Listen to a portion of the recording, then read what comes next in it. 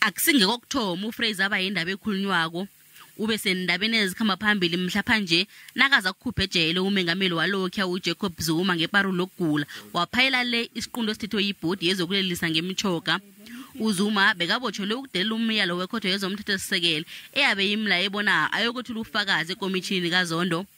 Njeke uFraser ubuyile godu usoli judge uRaymond Zondo ukuthi asikamfanele isikhundla sokuba ngumengameli wamajaji.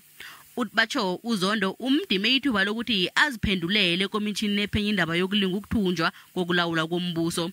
Uthi nofana kungasenanike amnikele ithuba lokuchuka ngembuzo abofakazi abanengi abathule ufakazi kule komitjhini bamthintanisa nezenzo ezimbi. uFraser utbacho ngizo inzathu ezimenza ukuthi athi uZondo asikamfanele isikhundla sokuba lijaji nofana umengameli wamajaji. Okhulumela umnyango wezamajaji unathi Mncube uthi yonke imibuzo emayelana nendaba kaFraser ayichingiswe ekomitjhini kaZondo. Kanti okhulumela ikomitjhini kaZondo uReverend Mbuyiselo Stimela uthi yena ngeke ahona ukuphendula izongo batsho nensolo zikaFraser.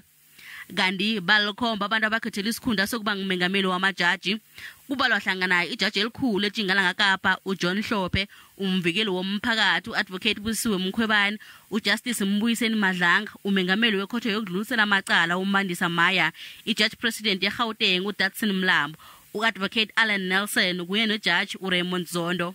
Isiqhema sezazi zomthetho esidosa phambili nguJustice Navi Pillay sizokuphakamisa amagama kumengameli uCyril Ramaphosa mhlamala ngama-29 kuSewula ekuyivekezako.